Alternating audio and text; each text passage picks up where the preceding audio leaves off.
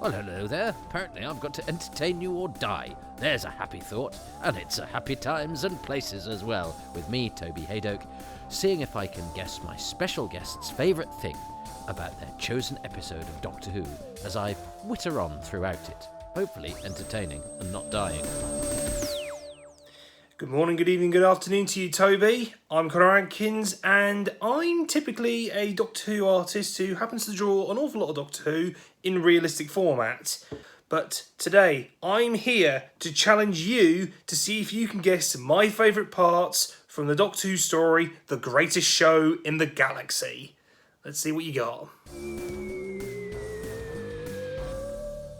Well, it's episode 4 of The Greatest Show in the Galaxy, and although I did get to see the early days, my feeling is it's not as good now as it used to be. I think I did that joke at the end of last week's as well, because, full disclosure, I loved Paradise Towers, by the way. I'm going to be really interested to do that with Happy Times and Places, because I have not watched Paradise Towers in a very long time. In fact, it's probably the Doctor Who story I have not seen the most recently, because I've sort of chosen to keep my powder dry with it, and because I watched it a lot when it came out, because it to me was a breath of fresh air. I liked being slightly against the grain and loving Paradise Towers for all its strangeness, even though there was much about modern Doctor Who as it was then that I was angry about because it wasn't the Unit era or the Hinchcliffe era.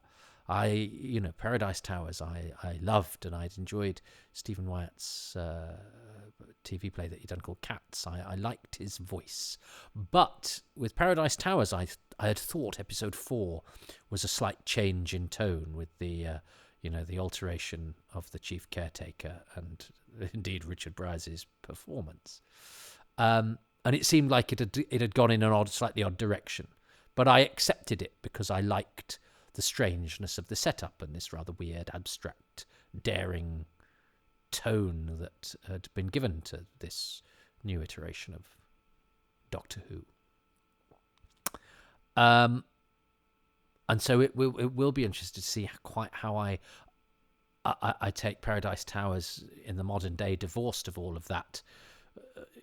All the very, very different stimuli that made it, really interesting and special to me. And I watched it over and over again, and I did a transcript of the script and all sorts of things. I really deep dived into Paradise Towers, extraordinarily so.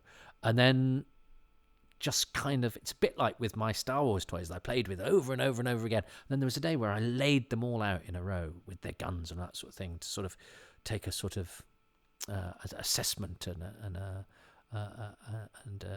sort of total up what I'd got, to do a tally of my of my Star Wars figures that I'd played with intensely. And after that, I never played with them again, and they kind of just sort of stopped for me there. And in a way, I kind of had a kind of critical mass with Paradise Towers and have not really watched it, because I want there to be a time when I decide, okay, this is where I'm going to sit down and watch Paradise Towers now. And it may be before I do it for Happy Times and Places. Somebody very famous has requested it, but then has since gone quiet on me. I must send them a reminder email who had volunteered to me via a listener. It said, this person listens. So if that's you out there, you know who you are.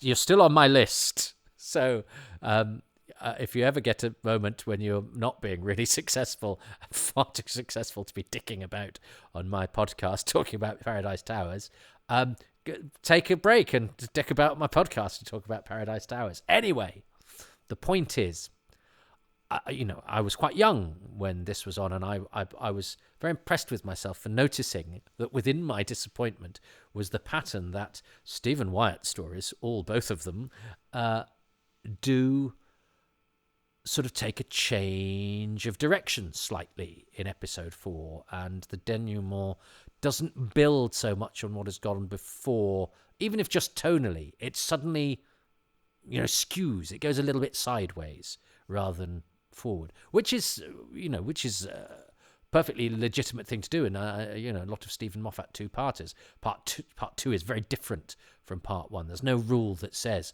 it has to directly follow on, and that it can't sort of veer off in a different direction. That's absolutely fine. But I just illustrated this thing that I thought I was quite clever for noticing when I was 16, which is, I think it's pretty obvious, and also, but actually not as stark particularly. I don't think we can see it as a Wyatt trademark, seeing as he wrote two things.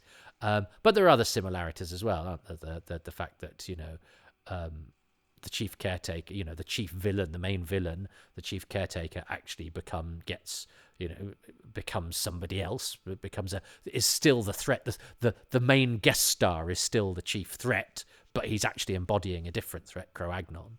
In the same way that Captain Cook gets killed fairly early on in this episode and becomes a possessed threat by somebody else. So it's still the same. You've still got your main guest star, but they're playing a different role, as in persona, but they're still playing the same role, main antagonist. But anyway, irrespective of that, let us see where we go with episode 4 of The Greatest Show in the Galaxy. I will then be joined by Connor Adkins, who is the advocate for this particular story and has his own perspective on its strengths. And then I will also be joined by Andrew Cartmel, the script editor of the show, to see if my 16-year-old self was onto something about the nature of the structure of Stephen Wyatt stories and the nature and tone and approaches of Doctor Who in the 1980s under Andrew's watchful and I think is now acknowledged very bold guidance. But before we can, do any of that, we have to actually watch the episode, which we're going to do now. Episode 4 of Greatest Show in the Galaxy in 3, 2, 1.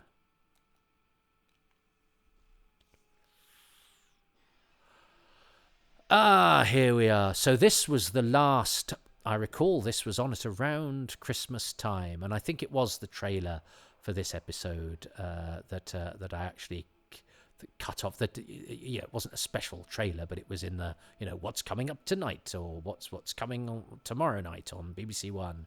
And I captured it all and then actually rolled back and recorded over the end of it. But yeah, this was around Christmas time, wasn't it? I'm pretty sure. I haven't looked that up, but I'm pretty sure The Greatest Show in the Galaxy was on at Christmas time, 1988, and it was the end of the season. So this was the season. This was the season finale of season 25. Because hadn't the order had been messed about, hadn't it, in order to get Silver Nemesis on in anniversary, to coincide with the anniversary. I've got a feeling the order was originally intended to be different, which is why Ace has got Flower Child's earring, isn't it, in Silver Nemesis, which she hasn't actually got yet. But there we go. Such things are interesting from an historical point of view, and of course, we can always look at alternatives for how the shape of the season might have felt. I think this is. I suppose the big revelations in Silver Nemesis make it feel like a season finale, but this doesn't not feel like a season finale for me, because the reality is it was a season finale, even if it wasn't designed to be one. So it still has that feel for me. But I wonder for you, if you weren't born when this was on, if you feel that 25 feels slightly misshapen to you because of the compromise that was made about the structure, because of the because of the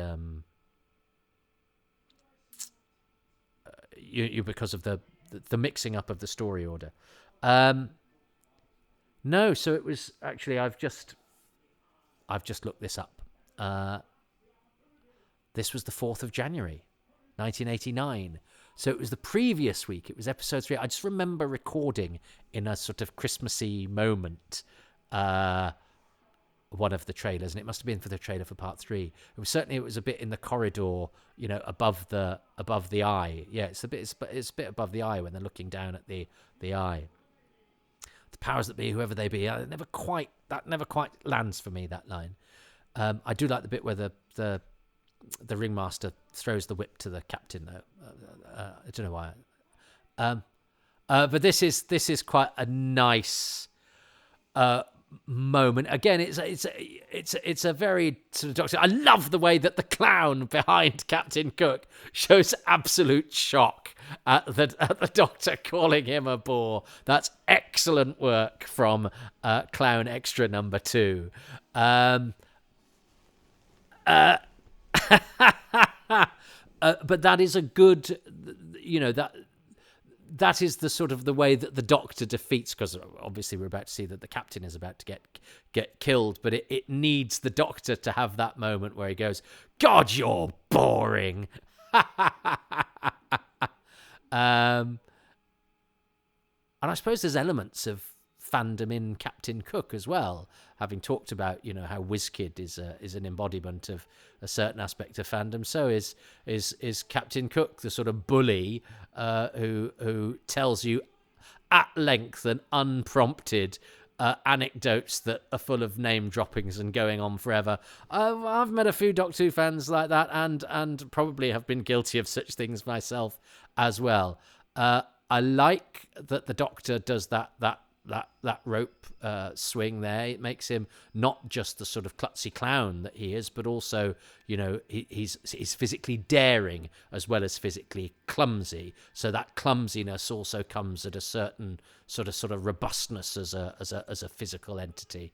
And he is quite daring physically, Sylvester, as we know. He's somebody who put ferrets down his pants and all that sort of thing, but he's not somebody who's afraid to throw himself into the action, even though I don't think it was him doing the swing, was it? It was probably tip-tipping. And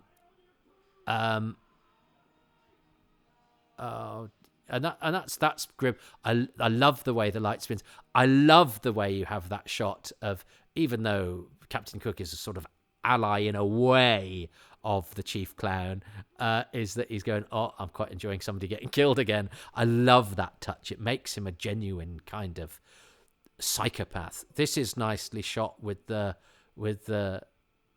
bus conductor behind, and I like the way that there's something brilliant about that, as we know there's a threat there, and we think, oh, Deadbeat has spotted the thing, he's gonna help her. Oh no, because he's still sort of deadbeat, so he just does that sort of laugh, which I think is a really nice touch, because we're then the viewer sort of behind the glass going, no, you're supposed to save her. But this will be his awakening. But I think that sequence is actually very well done, and I hated the bus conductor at the time, but I think that totally works. And that's the reawakening of Deadbeat. And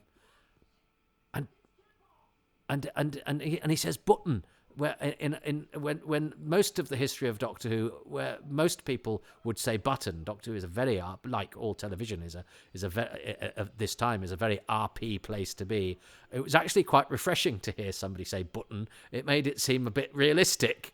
And again, that's not only is Sylvester and the Doctor physically robust, so is Ace. They both throw themselves in, and her going back for the control thing, even though the bus conductor is about to blow up, is typical of, you think there's probably not much of a separation between Ace and Sophie Aldred there, where Sophie Aldred would throw herself into things.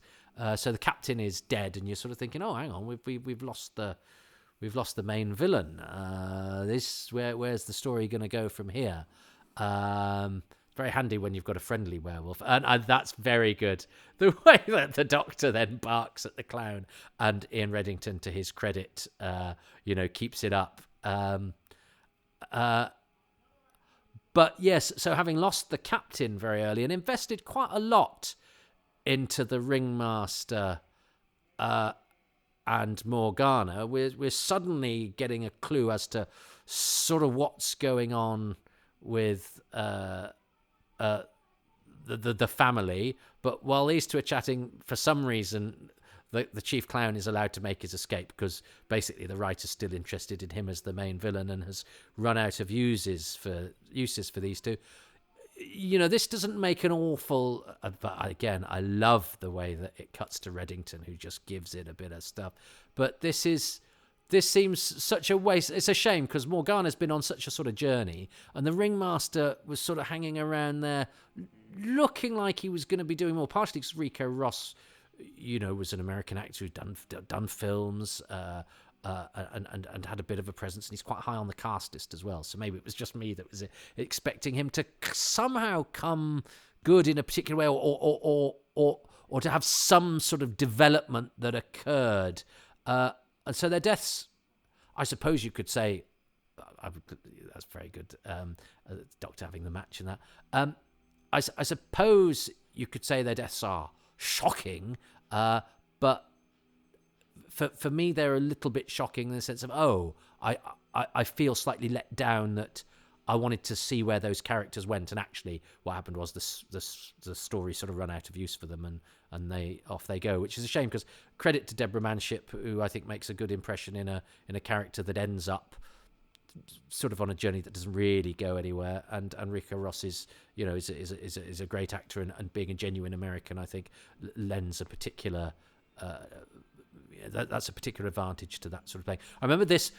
I remember showing this to my brother and going, "Look, Doctor Who's doing something surreal." He goes, "That's not really what surreal is. It's slightly odd, but it's not surreal." Because I was desperate for Doctor Who to be surreal, because that would be a byword for quality. Because EastEnders wasn't surreal. And I remember I met Mark Ayres at a convention and said, "Is it surreal? I hear it's surreal." And he said, "Well, there's one sequence that I suppose, and it was when this sequence happened. I thought, I think that's the sequence he was referring to." And I asked him, and he was talking about how he was scoring a bit that was a bit sort of strange. But yeah, I thought it's got to be so. And I was a drama student at the time, or I was hoping to be a drama student. So things that were surreal were sort of a benchmark of quality, largely because you didn't really understand them. And if you didn't understand something, your automatic assumption was that it was therefore cleverer than you were, and therefore it was worthy of respect. Now I think nowadays, if we don't understand something, we think it's a problem with it. I'm from a time where if you didn't understand something, you thought you were thick, and it must have been very good. Yes, we ain't as humble as we used to be. This is really great. I love all this location work, and Jessica Martin charging about in her Doc Martens and fishnet stockings, which I think is a great visual, and I think is really funky and a bit sort of sexy punky fun. It's to me a refreshing vibe for Doctor Who, that you've got that kind of vibe in a sort of action pursuit scene, and what she's being pursued by, this punky funky sexy street werewolf is a clown in a silent hearse. You're not going to get that anywhere else on television in 1988. Certainly not, produced as in an electronic studio, or in this case, you're on location, but nonetheless with the same kind of equipment. But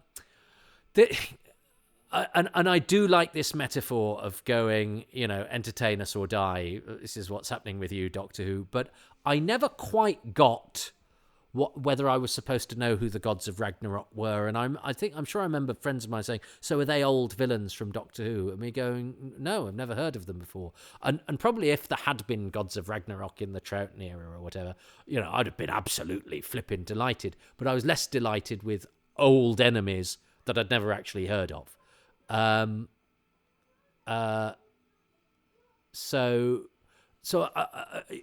This big reveal to me was a kind of, but what? I don't know who that is. So this is where I thought the episode had slightly gone and killed her. But I love all of this location chasey stuff because these characters are all great. I love the what all these actors are bringing to it, and I love the location. I just think the colours on that location, just the colour of the ground and the colour of the water and the colour of the sky, just seems sort of they're a really attractive and interesting backdrop. Now, what we've got here is interesting. Sylvester McCoy is brilliant at this. Sylvester McCoy is a natural clown. He brings a clown's inventiveness, skill, and energy to the part of Doctor Who. And Doctor Who is a sort of magician in a way, but without being... I want Doctor Who to have... I always feel the Doctor Who should have the sort of... the allure of a magician, the unpredictability, almost the panache of a magician. But I don't want the Doctor to be magic. I don't want the Doctor to be capable of clicking their finger and making something disappear. You know, I love Ambassadors of Death, but I think the bit where he makes the tape disappear is a misunderstanding of how the show works. I remember being on a commentary with Tristan de Cole, and he was saying, you know, they should have done more with Doctor Who. They should have made him be able to do magic things. And we go, no, absolutely not. If he'd done magic, people would hit the roof. I like that because I think this is another slightly disappointing death, but at least he gets an excellent speech that, again, Reddington does brilliantly. He does get a final sort of moment that he gives his all. But I think Alan Waring is an excellent director, but I think he's slightly scuppered by what he has to pull off here, in that we have to have this bit where all of these clowns are killed, and look, they're all shot in a line except for we missed the most important one because he has to die last. So we kill my second favourite clown, but he has to have a proper death, and he does it well. But it's I think he deserved a better. Again, the story kind of runs out of use for him because we're dicking about, and that's a great image actually. That big robot in the ground, which again I hadn't been wild about the first time around, but I actually rather like. But this seems too light-ent for me. As I say, I think Sylvester is a great and natural clown and a brilliant performer of this sort of thing, but there's no underlying sense of menace here. He is literally arsing about. It's not like sometimes in Tom Baker's finest moments where the foolish front is clearly hiding a darker purpose or a more desperate situation. The lightheartedness has an element of danger beneath it. He's dancing about here. I have no sense of threat or danger here.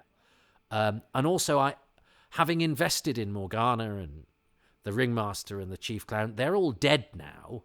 So he does it there where he looks at the watch, but it's an individual moment rather than a sense of danger cutting through the sea. I love this water. I love these rocks, and I do actually like that image of the robot sticking out of the ground. And it was limited in what it could do, but it's great having that sort of wreckage emerging from the ground and being used, having featured in episode 1. That is quite a nice and neat tie back. But I think it's because we've invested in those characters who have all now been killed off. For these three who, yes, they were there as the weird sort of commentators, these weird judges, which was a beautiful image, the 1950s family as, judge, jury, and executioner. But I don't know what he's doing. I mean, yeah, okay, he's supposed to be entertaining them, but I mean, it's shit magic, and I don't. On what terms are they existing here? Because are they genuinely being entertained by his magic tricks? Because if they're not, they can just kill him whenever they like, as they have done with everything. Because you can't measure entertainment, can you? You can't measure entertainment value. It's such an individual thing. So they can actually kill him whenever they want. They're not hidebound by their own rules. That's sort of the bit of the flaw with the Celestial Toymaker as well, wasn't it? When actually he was just making up the rules. So therefore, what's the point in the games? Unless he's enjoying the games. But there's no way that they're enjoying this. they've not enjoyed anything of what he's done. They've not gone, oh, I love that Indian rope trick, didn't you, Mrs. God of Ragnarok? So I don't really know what's going on here. Because are we supposed to think they're genuinely being entertained by him? It works as a metaphor, great, but it's also sort of slightly derailed the story, because it's that family seemed like, they were contributing to the sort of abstract nature of the story, and they were this weird thing, but actually they turn out to be the central thing, and that's slightly sort of nonplussing.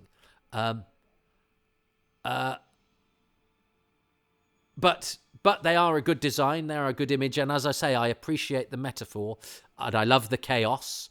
And actually, in terms of the heat and tempo of the story, this now, goes up a notch, partially because we have a reanimated corpse, which is always, a frightening thing. I think there have been more better used reanimated corpses in Doctor Who, but this again.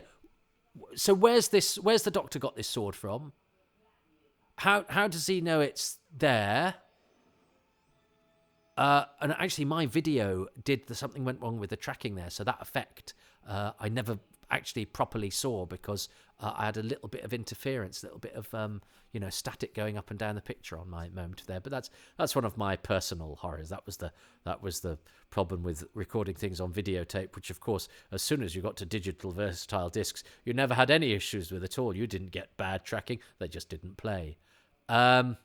Nice makeup there on T.P. McKenna, and he's got a lovely sort of rictus grin that he does, and the eye makeup's good there. That's not bad, and it would have been a shame to have killed him off that early in the episode and not make use of the fact that you're paying T.P. McKenna an ep fee. So that's sensible writing in terms of use of resources, even though it is reminiscent of sort of what had happened to Richard Briers in the previous episode. But I remember asking Andrew in the commentary of this, so I don't know if I'm going to ask him when I ask him for because he was getting paid for that and it was a job. Whereas here he's doing this out of the goodness of his heart. But I remember saying to him, "But where's that sword come from, and what's that all about?" And he was just like, "Well, it is what it is." But it's not been seeded anywhere. And also here, what they do is they start shooting at Doctor Who, and he starts reflecting the laser beams back at them, so they carry on shooting. So it just feels to me that the victory hasn't been earned, because one, we've got nothing to anchor the gods of Ragnarok on, because the first time we hear of them is in this episode, and we get this sort of reference to he's been fighting them all through time. And as I say, I appreciate the metaphor that they are, and this is brilliantly done. The cracking of the rocks and the chaos is excellently wrought by director Alan Waring. And in terms of the structure of the script, all hell is breaking loose. But the basis of it, which is you've got these gods that we've never heard of before, and that they're just shooting laser beams at the Doctor until he reflects them back to each other with this sword that he's conjured out of nowhere, that I don't know why it's there, or why he knew it was there, or what power it's supposed to have. It is for me needs a bit more, unfortunately, and I'm being happy times to place it. And yet I love this. This is really well done. The set design work is excellent. The set destruction work is excellent. But it feels like it's a story where the setup and the problems are so brilliantly and beguilingly wrought that the denouement doesn't bear much relation to them. That's an excellent model as well, actually. And this is, of course, a classic Doctor Who moment. The exploding as he walks out, calm as you like.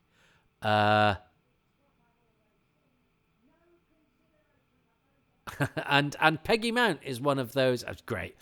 Oh, she can do an intake of breath, and a disapproving intake of breath in a in a strong-armed old lady of a type that you don't really see anymore, but they were not uncommon when I was a lad. Formidable old women who you could tell had scrubbed,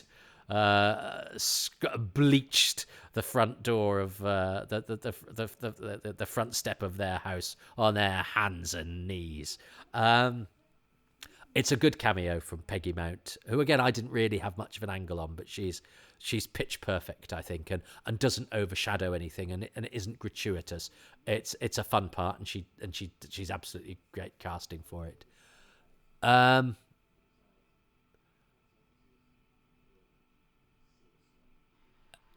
He always does a good final look, Sylvester.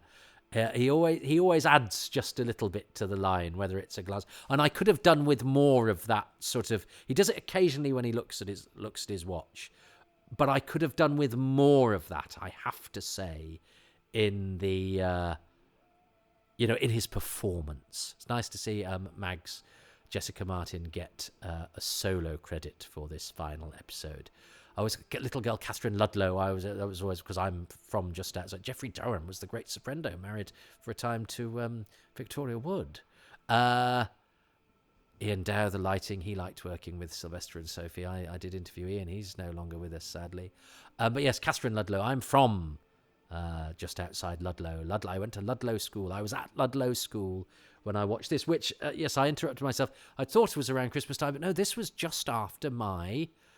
now Andrew Cartmel never gets a single credit, which most script editors on Doctor Who do, but Andrew never does, and in fact he shares there with Cal Video because it's the last episode of the season, and Oliver Elms, which he always does.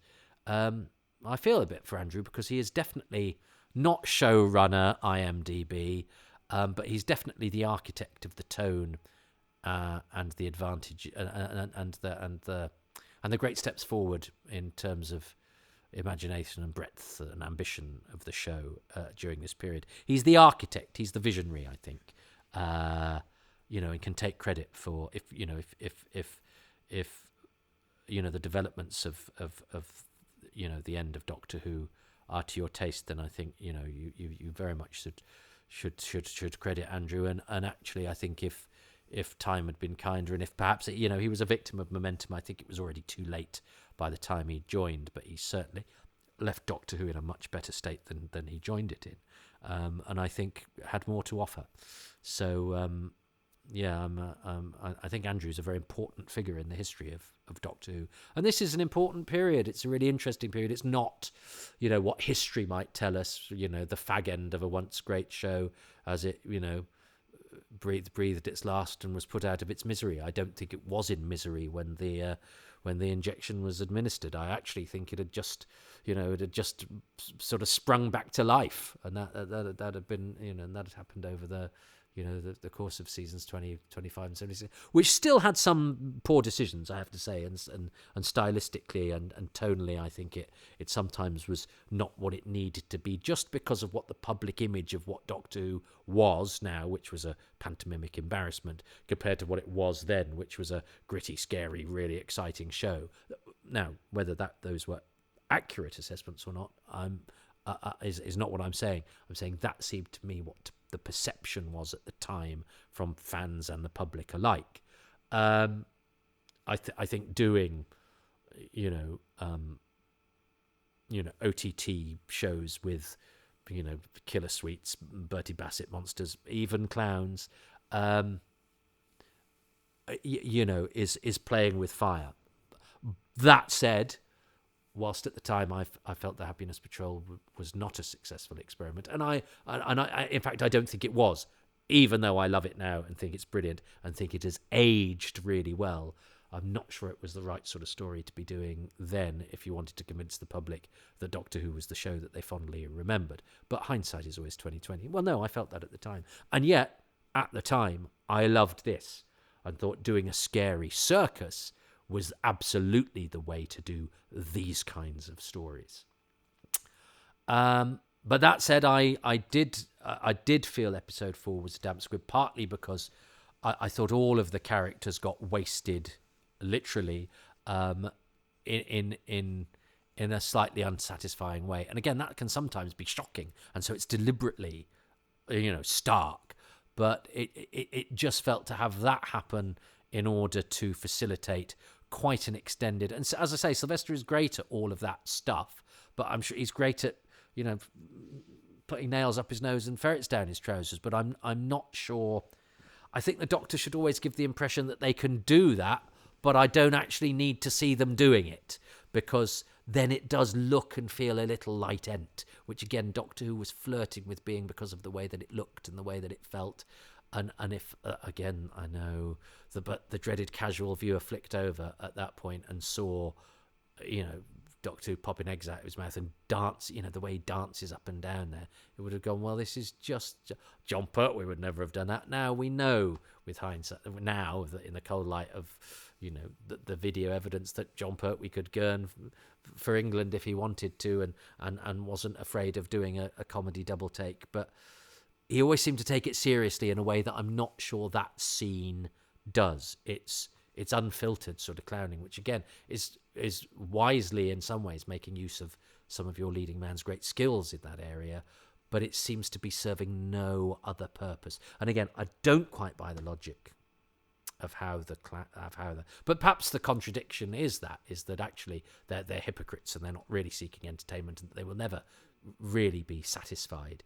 But I'm not sure it's therefore satisfactorily packaged for me in terms of the logic of it. And I'm aware I'm asking for the logic of 3 omnipotent gods who demand entertainment whilst disguised as a 1950s biscuit tin family, and that sometimes you should just go with it. And I am prepared to go with stuff. I just think it asked a little bit too much, or didn't explain it, but brings too many things out of nowhere. Now, that could be that I went into this episode knowing that was my feeling, and if I'd shut up and just watched it, I might have appreciated it afresh, which has happened with a lot of the stories that I've done in this process.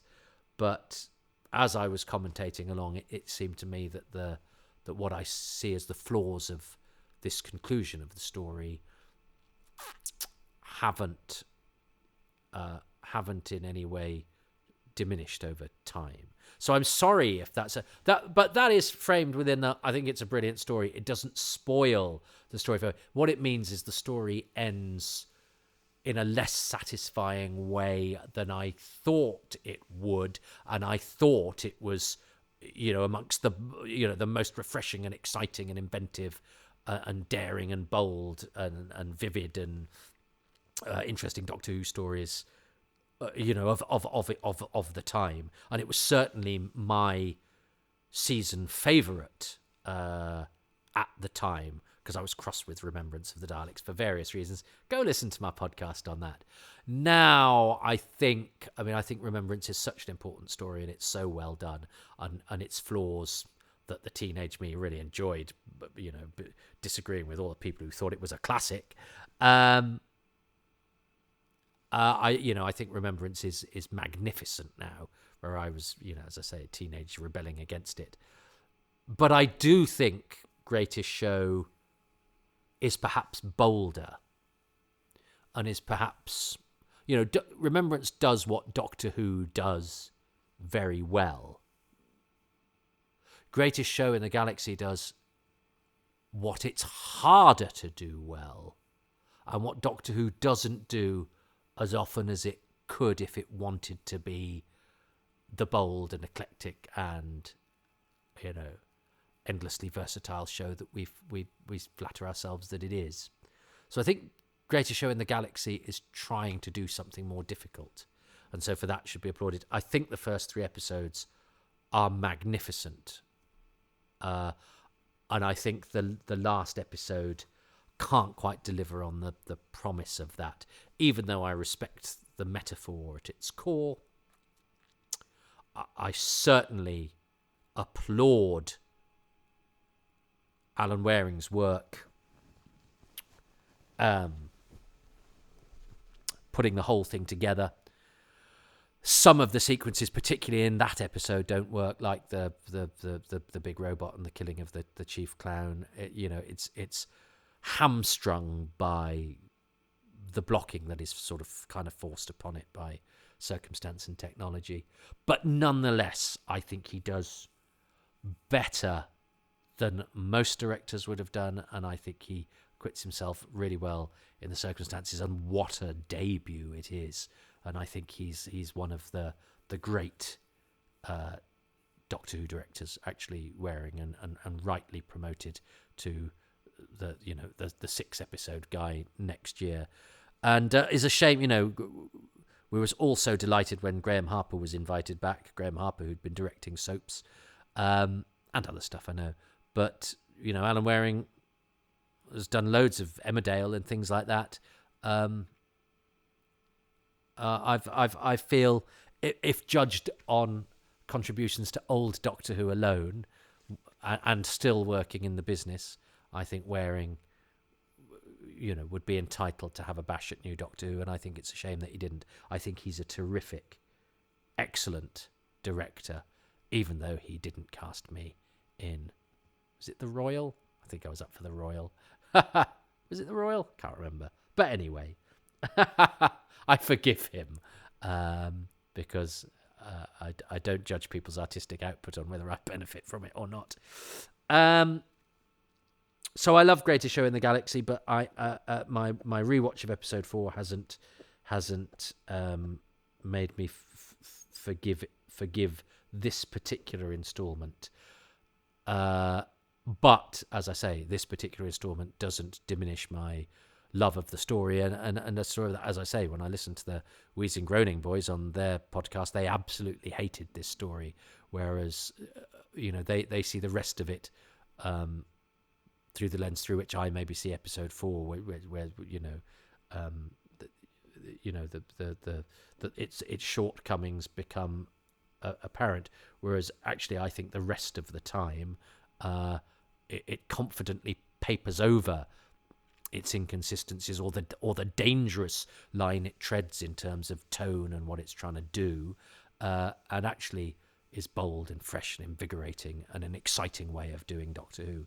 And what was it, the 2nd of January 1980, 4th of January 1989, this episode. So that was 2 days after my 15th birthday. I felt so grown up. Gosh. And now I'm 50. How the hell did that happen? So, my God, I still think of this as quite recent. My 1989. Yeah, I was born in 74. My 15th. So it wasn't that I was 15. I just turned 15. I was 14 when this was on. My God. I felt the world was my, oh my God. You feel so wise at that age, because you're starting to understand the world. My God, I was a baby. But if I take myself back to there, I felt, I was, I never felt grown up. I always felt, in awe of grown-ups and slightly worried about the world and all of that. But just in terms of the way I approached things, and certainly Doctor Who, I was writing reviews and getting het up and reading around, whatever. I was shaping the uber nerd I became. It was all the foundation work for the creature you hear before you now. But I didn't. I mean, I knew I was. Of course, I know how dates work. I knew I was 14 and 15 when this was on, but it hadn't really occurred to me until I said it out loud, and because this crossed over my birthday. And you go, no, I was 14 and then 15, and I'm now 50. That's a big passage of time that seems almost inconceivable to me. 15. That's 35 years ago. That is longer ago than in 1989 on An Earthly Child, which was in black and white, which had dead William Hartnell. The idea was somebody was dead in it, Oh, God, that's ancient. A dead person was in it. Although, what's great, given T.P. McKenna no longer with us, Peggy Mount and David Ashford and Janet Hargreaves. But yeah, Sophie still working. I saw Sophie recently. She's great. She never ages. My goodness. Although she must be, well, God, if I'm 50, my goodness. Jessica Martin, still working, still great. She still looks fantastic. Good Lord. But they're all going to be older than me, aren't they? Because I was a schoolboy. And yet, when I talk to those people, I don't feel like I'm talking to somebody who's a grown-up, who's older than me. Do you know what I mean? They're just people that I talk to. But of course, then, I was a schoolboy, and they were in Doctor Who. I mean, there's a massive gulf there. But now, between me and Jessica Martin and me, Sophie Aldridge, there's no gulf at all. Isn't it funny how time constricts and age changes and age gaps, can be huge when you're at one point in your life and nothing when you're at another. Time! You cruel, cruel thing.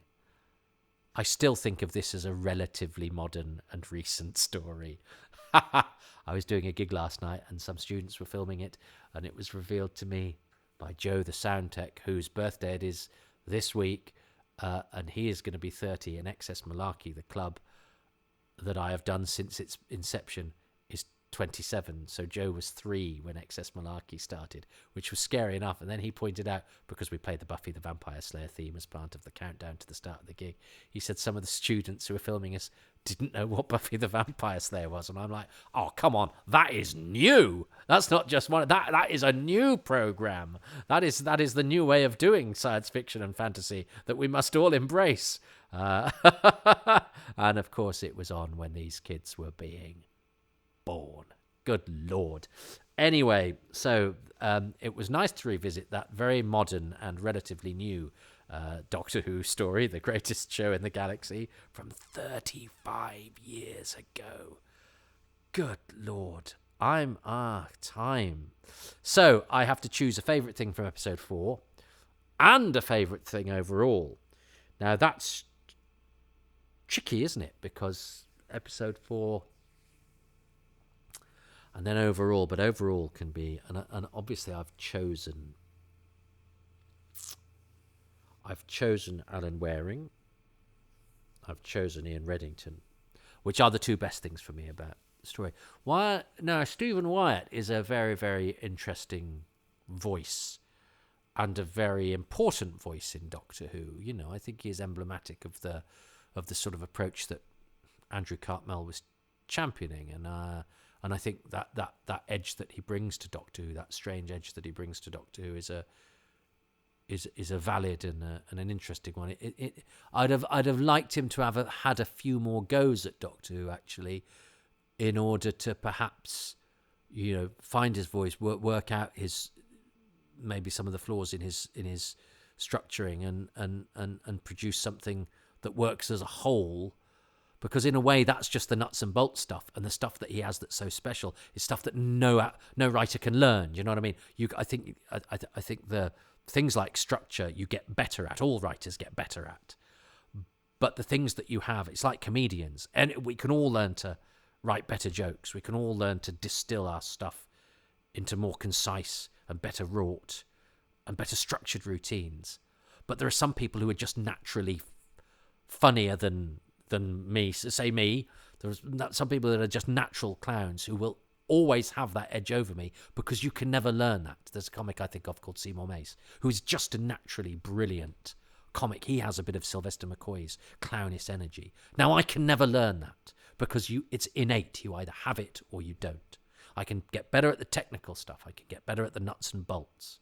And you get better as a comic the longer you do it, and your stagecraft, your timing, your understanding. I was going to say your ability to read an audience, but I think some of that is also innate and instinctive. But it is something you can get better at it. You can't get better at being, unless you do, and I'm not talking about now doing Lecoq training, because the very best clowns are trained, and it is a skill, and there is an art to the art of clowning. But there are also people who are natural clowns, who fall over in a funny way, who come through a door in a funny way, who just look in a funny way. Sylvester McCoy is that. My friend Seymour Mace is that. They are natural clowns. You cannot learn that. That is something that it is innate, something that you are born with. And Stephen Wyatt, I think, as a writer, has something you cannot learn. What is great about Wyatt, I would never be able to learn. But the flaws in his stuff, I think, in the same way that, Robert Holmes took a bit of time to get the knack of exactly how to do Doctor Who, and then, became its exemplar. I think I'd have liked to have seen another couple of cracks of the whip for Wyatt, to see, as he got used to, better ways of structuring, better ways of distilling his outlandish ideas into a more traditional way of storytelling, perhaps, what he could have brought to the table. So he deserves a mention. Would I choose him as one of my favourite things? Well, I'm aware that I've got Paradise Towers to come, where I might give him his credit, and it's also because Connor has chosen the setup, the circus, the whole, the whole basis, the whole premise of the story, which of course is Wyatt. So beyond that, can I choose him beyond that for his voice, for his strangeness? Maybe. I don't think I will. I don't know why. I think, again, because we're coming out of the back of episode 4. Don't know. And because I think if I was to choose him, I would feel like I was cheating slightly, because I would be using that as a way to choose the thing that I would really want to choose, which is the circus setup, the setting of the circus, the deadly clowns, all of that as the impetus behind the story, which I think is one of its key strengths. But Connor's already chosen that, so that would be cheating. I like Mike Ayres' music. I think it's subtle and it does the job. And it's nice that a Doctor Who fan is on the show out of his own merits as a professional musician. But I think for episode 4, I'm going to have to choose one single moment. And that is the Doctor walking out of the chaos. That explosion that is when we now know was actually bigger than it was planned to be. Again, that shouldn't make a difference. What we know about the behind the scenes shouldn't influence how we digest what we see, because it's designed for an audience that don't know any of that. But if there are things that we benefit from being fans, we can take those into account. But I think without that knowledge, it's still a great moment, because it's a massive explosion, and Sylvester McCoy keeps going, and he doesn't flinch, and he walks out of shot. And what a great piece of acting. What a professional piece of acting. What an absolutely brilliant Doctor-y thing. What a great distillation of what the show is. This strange being walking unscathed out of chaos, millimeters away from getting burnt in the arse, and not breaking a sweat, and not doing what we would do. It's incongruous, it's exciting, it's funny. It's a moment where performance and professionalism and dedication make the show work, so it speaks to the show. In a serial which is a metaphor for kind of what the show is and what it represents, and the very fights that it's having, in which things like Sylvester McCoy knowing they probably can't do another take of this, so he's just got to keep bloody acting, is one of the weapons in the arsenal to fight all the disadvantages that show is fighting, in order to keep its credibility, in order to keep itself on air, in order to entertain those gods from on high who are desperate for it to fail.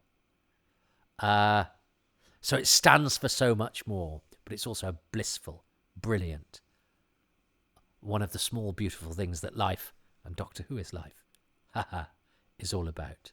So the Doctor walking composed from the chaos as the slightly too big visual explosion causes our leading man to dig deep and do what he does by instinct, which is make sure the show goes on, and that it doesn't not go on because he doesn't hold his nerve. So well done, Sylvester McCoy.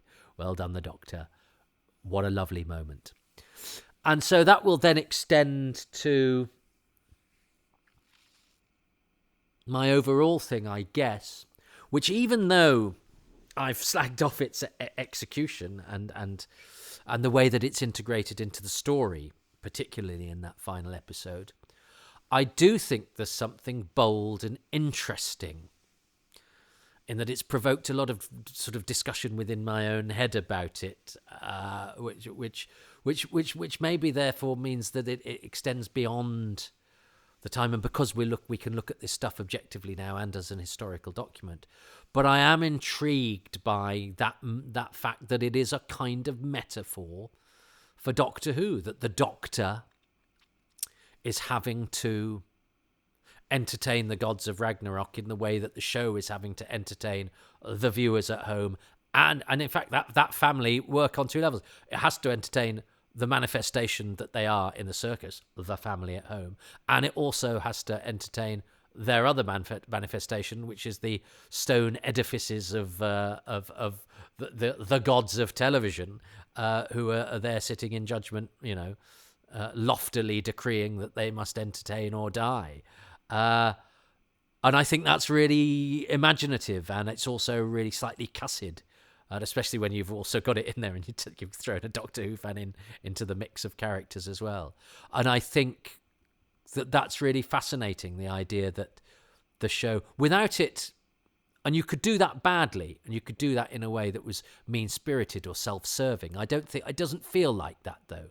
It feels like it's looking at the nature of entertainment. And I am really drawn, as I said, with the stuff about Bellboy and the promises that those circus people made to themselves and what they wanted to do, and how that got corrupted and how that turned acrid in their mouths, and how their joy of invention got, perverted by, the ambitions of the chief clown, and the lack of imagination, or the lack of vision, or the lack of commitment of, Morgana and the ringleader, and the fact that they took the easy option, or even though Morgana shows a bit of conscience. I think all that stuff that it's looking at, it's considering what imagination and creativity are.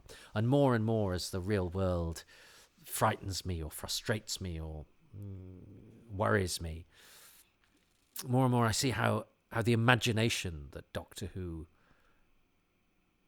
pricks, provokes, prompts, encourages, celebrates, or even just experiments with, is actually a wonderful thing, even though it's, and as they find in the storytelling, as they find in trying to wrangle the metaphor, it's really difficult to embody, because it's not a tangible thing in a way. Its importance is not measurable. You can't measure a rainbow, You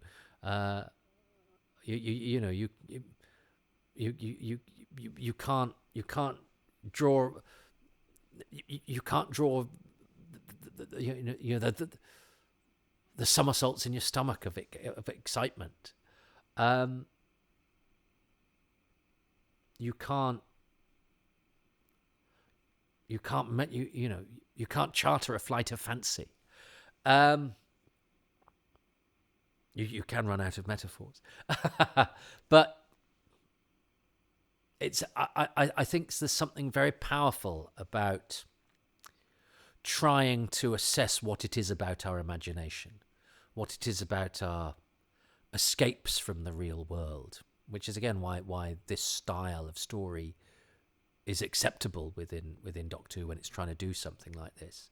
That it's actually got something very profound and interesting to say, or is at least trying to get there, with the idea of the commodification of entertainment, or even just the squandering, or the trying to fit it into a box, the trying to measure it.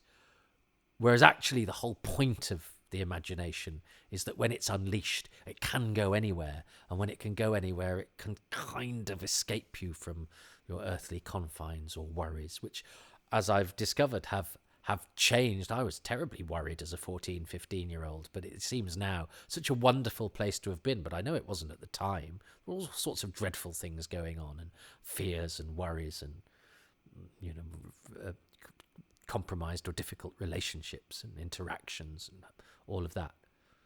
But the imagination, when I think of all the things that were going on with my imagination, then they're the ones that dominate. They're the bits I remember and really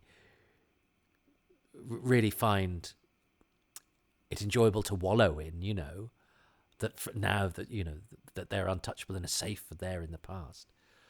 And they're the bits now that when you look at the realities of life, the things that set us free, the things that make us happy, the things that bond us, I think, as Doctor Who fans, is disappearing into this world and enjoying it. And actually what makes us, human is that we have an imagination. And even though we know it's bollocks, the imagination, because it's not real, we know the value of what is not real, even though it actually has no tangible value, because being made happy by one's imagination will not stop genocide or injustice, but it helps us function as human beings, which are very complex and difficult and often dangerous things, but also capable of great, wonderful acts of beauty and creativity and kindness. And they're all to do with the imagination, and violence and cruelty and unpleasantness often come from, as the Doctor says in Ghostlight, file under imagination and lack of. And I think that's sort of where, and I may have been slightly highfalutin in the way that I've expressed it. Forgive me, this is unrehearsed, this is unprompted. But I was minded to sort of go in that direction by the idea that this show is wrangling with what it is we're doing here, what it is we're entertaining, what the expectations are, what the sadness is about being judged by whether we're falling short of our ambition. And, the entertainment, as I say, is commodified or demanded, And as a comedian, I know when somebody, you've been interviewed by somebody and they say, well, say something funny then. You go, I now am simply unable to do that under these circumstances. So that entertain us or die, is the embodiment of the people who really don't understand how imagination and creativity works. Thinks that you can just be told to do it and you'll do it. It's not like that. It's not like making a cake. It's not as straightforward. It's not the same. And I think I think there's some really interesting stuff. I hope that was interesting what I just said. I hadn't planned to say it. I hadn't thought I was going in that direction. But it does provoke me to think about the nature of entertainment, the nature of imagination, and the preciousness of that thing, which is in a way useless, and yet because it is useless and pointless and nothing, is actually probably more special than things that aren't any of those things, because it is nonetheless necessary to all of us to make us human and make us function. Interesting. So yeah, I think my overall thing is that is the fact that the serial is a metaphor for what the show is trying to do, which is to be creative and also mirroring that particular place in the show's history that the story takes place, which is when it is under scrutiny. It is seen as not being as good as it used to be. It is having a beady eye kept on it. It is having to make the best of, a squalid tent, a hastily erected tent in a temporary location. I love all of that it all, the reality mirrors the fantasy, mirrors the actuality of the production, mirrors the themes of the script. I mean, I just think the fact that it lends itself to, I think, a really interesting essay about life bleeding into art and art mirroring reality. And as I say, it's all there as a metaphor, but it doesn't feel like the program's drawing attention to itself or feeling sorry for itself or being rude to its employers. It's actually tackling that stuff in an intelligent way and in quite a human way. It's not being snarky. It's sort of going, look, this is what we are. This is what we're trying to do, and you know, and we should be celebrated for that. But again, without being sort of self-indulgent or arsey about it. I don't know if that was interesting. I don't know if it was bullshit, if it was a load of old rubbish. I don't know how much of that I'm going to put to Andrew Cartmel. But before that, I've got to see if it's 2 to Connor, 1 to me. So if Connor chooses the 2 things that I've just chosen, I win! This is extremely unlikely.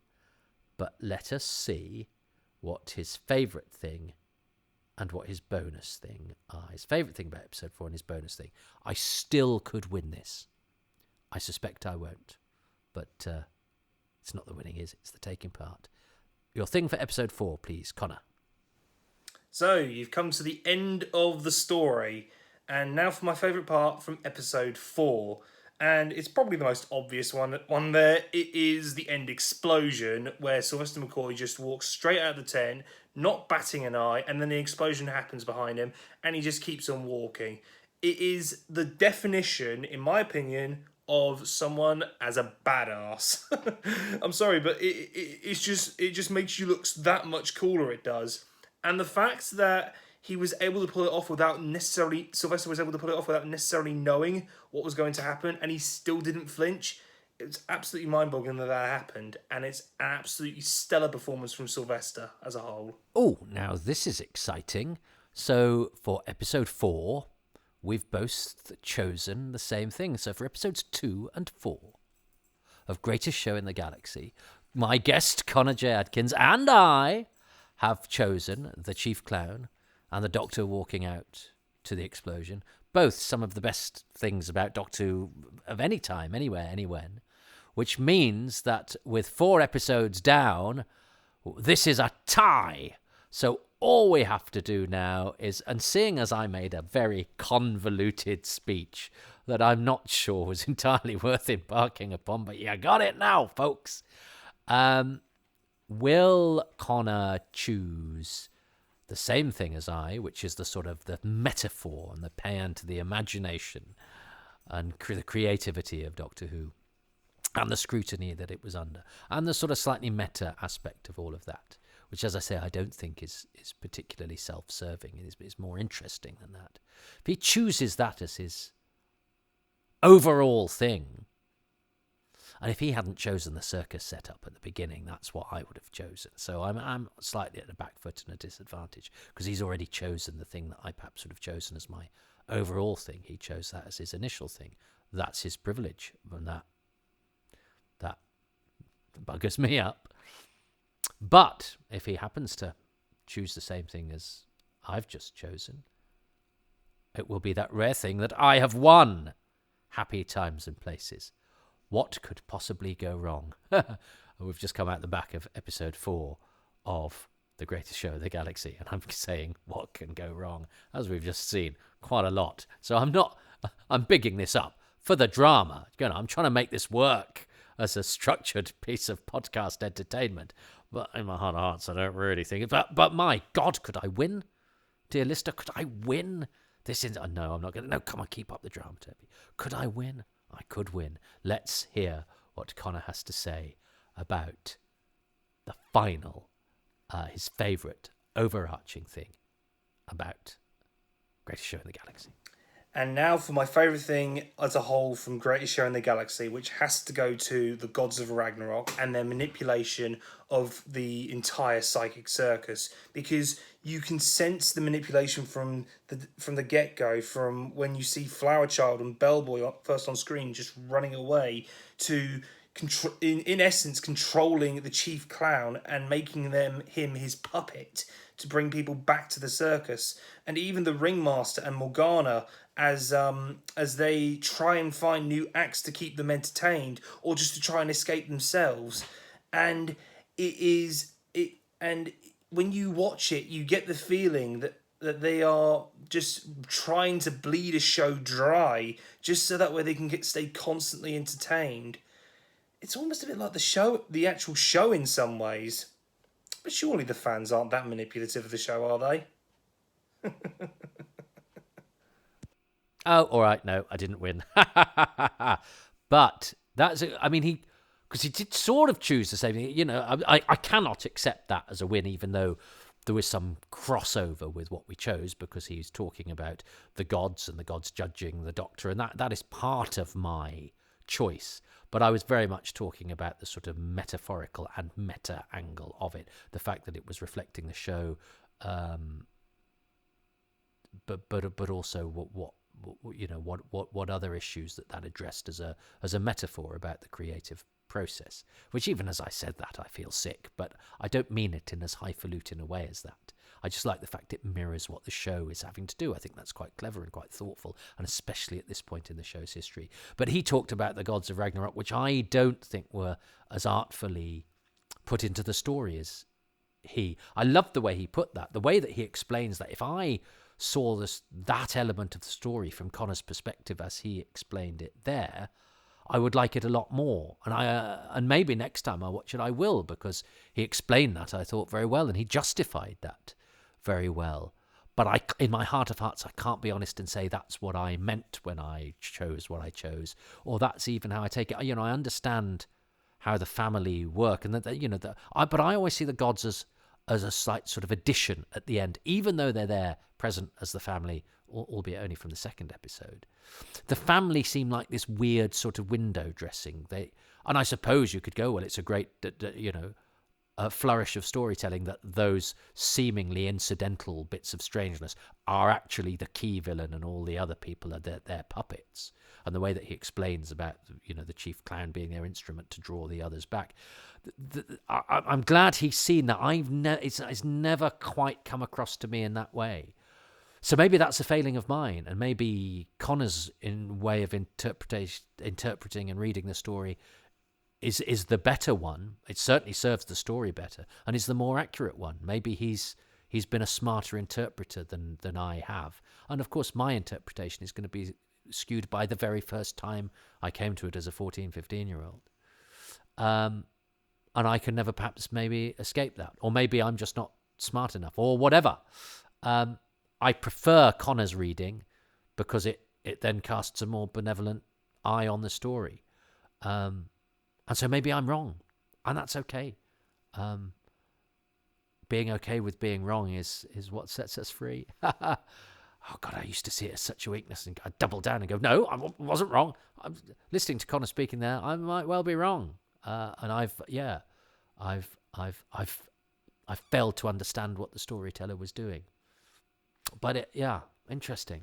But I cannot, what I know I cannot do, is claim that even though I chose what the gods represent in terms of what the story is trying to do, he's chosen them in the story, and I've never felt they quite worked within the story because of the way that they're introduced and the way that they're dispensed, and the fact that they seem this slightly strange tack on to the end of the story, even though they're there as the human family prior to that. I've never quite been convinced by that, in a way that for Connor they're an important and vital aspect of the story as a whole.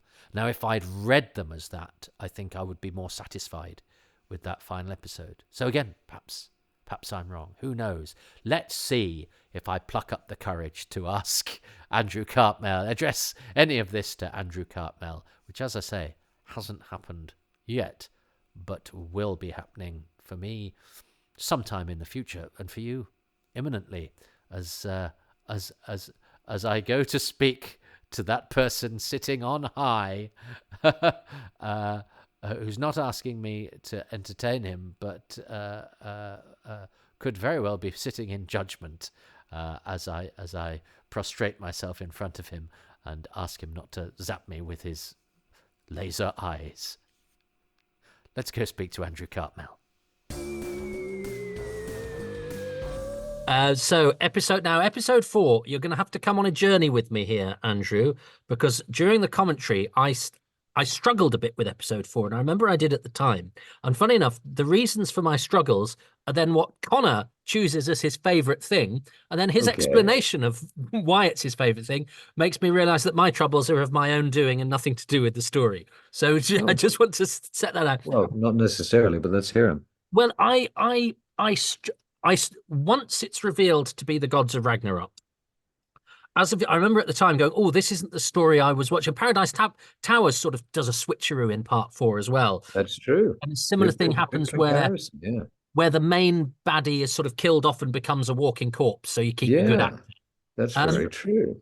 and I just remember, and then I think it becomes a problem slightly with the with the ability to stage it in that final scene where he gets the sword out and they start shooting at him. He just sort of holds it and the lasers bounce back until they die. And you think, well, why aren't they stopping shooting? And you imagine, well, if you stage this differently, Yeah. it just wouldn't be the bounce back. I'm never quite sure where the sword is from or why the doctor knows it's there.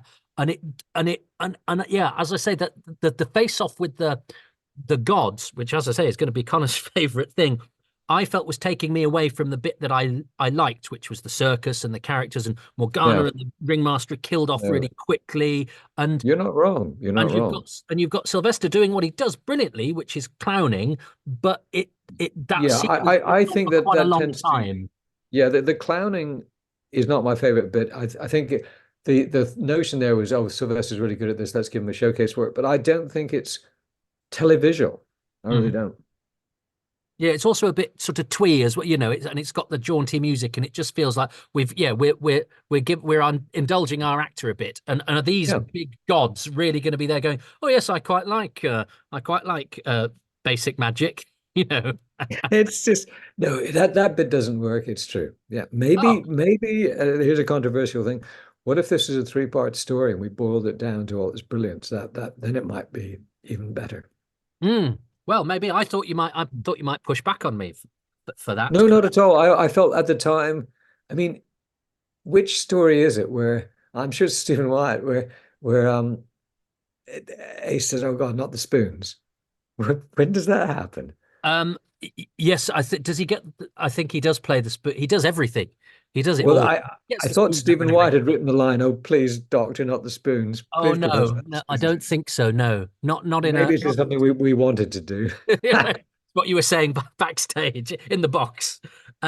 But interestingly, Connor says, well, no, he loves the reveal of the gods of Ragnarok because he feels that that's a payoff to all the manipulation that's been going on since episode 1. So it totally worked for him, and that's the beauty of revisiting this stuff, and particularly, I think the beauty of watching it with, in inverted commas, somebody else, because it can suddenly make you get over things that you've perhaps had in your head since you first watched it 30 years Yeah, ago. and also things change because I always to talk about another story, Battlefield. I'd always hated the music for it because it was very of its time. It was like synthy kind of cop movie theme of its period. But the trouble is, in the decades since, I've come to really like that kind of music as it's become more and more cool, retro cool. So I've found myself in the position where I can't.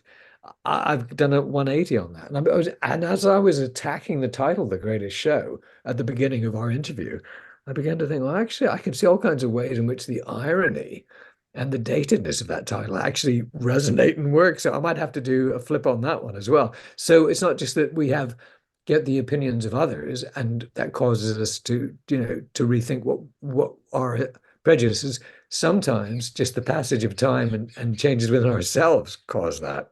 Well, and as another great Doctor Who showed us, it's the ones who can't change that are the problem, even so. But actually, Connor and I chose the same thing for episode 4. Can you guess what it is? We both chose exactly the same thing. Well, my favorite thing is the way Sylvester doesn't flinch when the ship blows up behind him. And we have 3 for 3.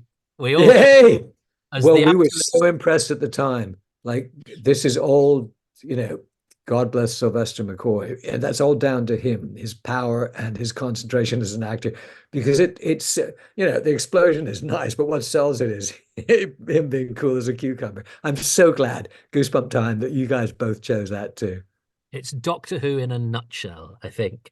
And then yeah, for our bonus thing that we chose, um, I was there's so many things I could have gone for the lighting, I could have gone for the music, any one of the performances. I mean, it's so rich with supporting characters.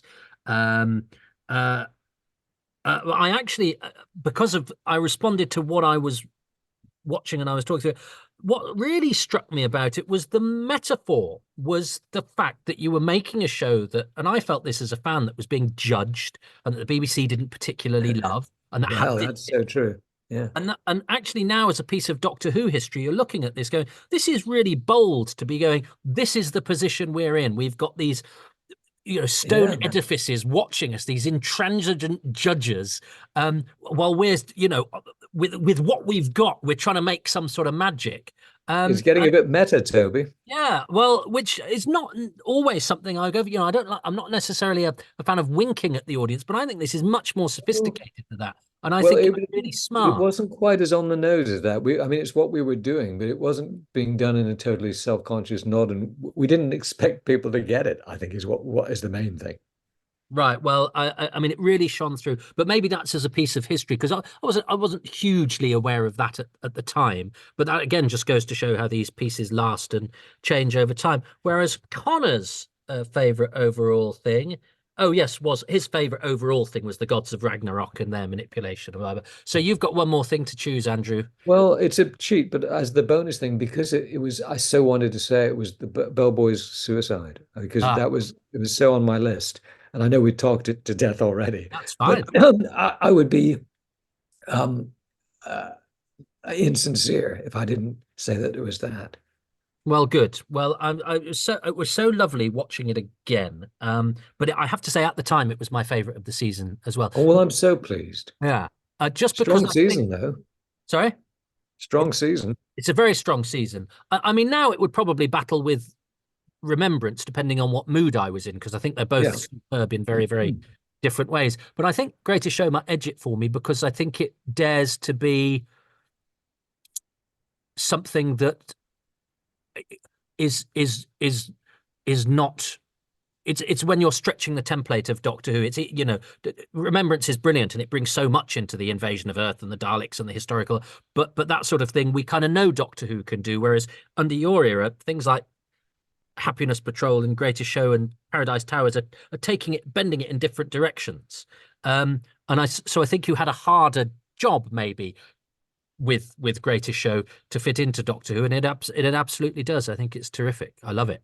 Because of the three shows you mentioned, obviously two were written by Stephen Wyatt, Paradise Towers and Greatest Show, and thanks to his incredible imagination. But for Happiness Patrol, it was down to Graham Curry, God bless him, and his extraordinary imagination.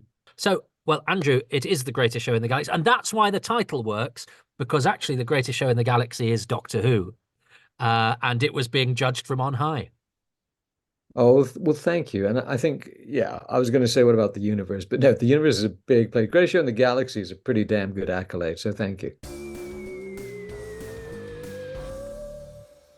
Okay, so that's all my thoughts on Greatest Show in the Galaxy. First of all, before I disappear, I'd just like to say, Toby, thank you very much for having me on. It's been an absolute pleasure, and I've really enjoyed discussing what I consider to be one of my favourite stories from the McCoy era. And also, I mentioned right at the beginning of this video that I draw an awful lot in my spare time, and I'll just show you what I've recently been working on. It is this lovely picture. Well, I'm being biased here, so I can't really say that. But I recently finished a picture of the Doctor Who story Heaven Sent, and that's the first time I've actually recorded this and about to send it to anyone for the record. But yes, to anyone who is listening / watching this podcast, my Twitter handle is @ConnorJAdkins, and the same thing applies for my Instagram. I do an awful lot of this in my spare time. And I've also there's a few books of mine that are out at the moment, such as directed by Douglas Camfield or Who and Me by Barry Letts. So yeah, that's all from me. And thank you once again, Toby. And I'll see you whenever I see you next. Ta-ta! Now, obviously, you cannot see the visuals that you were having described for you there by Connor. because this is a podcast which is in the medium known as audio, which is not famed for providing things that you can see. So the missing pictures will be available elsewhere in my output as an adjunct to this audio release. So keep them peeled.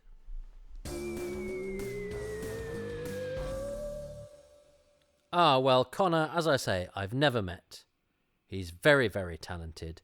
Do check him out on Twitter, and thanks to him for and he's a different generation from me as well. I think it behoves me to get, not just my mates who are crusty old men of my age, so I'm delighted that when I reached out to Connor, he responded so positively. I'd love you to avail yourself of his work and for him to be on your radar if he isn't already, and I'm sure he's on a lot of yours. I really enjoyed revisiting Greatest Show in the Galaxy. I hope I was interesting as I struggled to explain, or that I at least wasn't too pretentious. I'm hoping I wasn't pretentious. I'm hoping I was interesting. But there's a very grave danger of when you think you're being interesting that you're just being pretentious. But I do think the imagination is important, and I do think there's a case to be made for the fact that stories of this kind celebrate that. And at a time when our culture is being eroded and the arts are being decimated and the value of thoughtful and complex entertainment seems to be undermined in various areas. I think as a Doctor Who fan, I think it's nice to take pride in the fact that this show, even in an episode that I do find wanting in areas, is still a rich and gorgeous celebration of that thing that we have that separates us from the beasts, and that is our imagination. And that's why I love popular culture. I think popular culture is really important. I think we undermine it at peril because it's what provokes the national conversation. It's what is a point of contact that can cross barriers of race, gender, class, and all sorts of other things. It's difficult now with streaming and stuff, but nonetheless, really, really successful bits of popular culture become talking points, become cultural reference points, becomes the things that, unite us even when they divide us because we're talking about our differing opinions of them. And they're the things that we remember, God knows how many years later. Oh, do you remember that program? Oh, yeah, I remember that program, That's why popular culture is so important and why television shouldn't be undermined or taken for granted, and why it is a great force for good if used properly. Sometimes just to entertain us, sometimes for social change, but sometimes just to entertain us, and that's enough. That's all it needs to do. Again, because that's what separates us from the beasts. And so television is important, I think. And Doctor Who is a unique piece of television. And that's why, and of course I was going to end this one like this. That's why, ladies and gentlemen, that's why it is the greatest show in the galaxy. Well, thanks very much for listening to Happy Times and Places, which is presented by me, Toby Hadoke, and my special guest, Connor J. Adkins. You heard the man. He's at Connor, 2 N's, J. Adkins, on Twitter. I'm grateful to him, and please do check out his excellent work, and to the script editor of Doctor Who during this period, Andrew Cartmel, who also contributed. And as well as that gratitude, of course, it's never ending for the patrons who make these podcasts possible. And they include Erica Lear, Andy Larson, Pete Lambert, Pete Black, Aaron Kofilovsky, Hendrik Worzeniowski, Chris Knight, Andy Kitching, Colin Kilpatrick, Matthew Kilburn, James Kersey, William Keith, Judith Jackson, Robert Jewell, Ed Jefferson, Paul Ingerson, Steve Herr, Tom Hunter Watts, Darren Howard, Matthew Hoodiston, Sam Hollingsworth, Andrew Hodson, Simon Hodges, and Stephen Hill. The music is by Dave Gates, the artwork by Dylan Patterson. Well, if you would make your name read out in the credits, that is one of the perks of being a patron. Where do the patrons hang out? They hang out at patreon.com/Toby Hadoke, where for as little as £3 a month, you get advance releases, bonus releases, lots of exclusives behind the scenes of the DVD commentaries and podcasts and doodahs. I don't do DVD podcasts. It's very late. I'm dying from being so entertaining. The DVD extras, you also get exclusive podcasts, you get exclusive AMAs, and you get the normal podcasts, in the case of Happy Times and Places, 6 months in advance of everybody else, and the other one's about a month in advance. So please, patreon.com/Toby Hadoke. And of course, there's also kofi.com/Toby Hadoke. And there's the free option, which is to just give me 5 stars and lovely reviews everywhere you can. And follow me on social media, Twitter, Facebook, Instagram.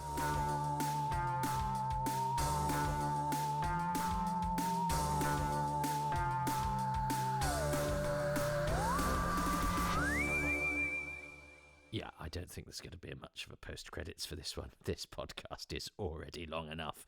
And as I record this bit, I haven't done the Andrew Cartmel bit yet. So yeah, it's already long enough, and it's going to be even longer. So this bit is not going to be any longer. In fact, it's going to be shorter. Well, it's not going to be shorter than it currently is, because I'm now making it longer. But you get the gist.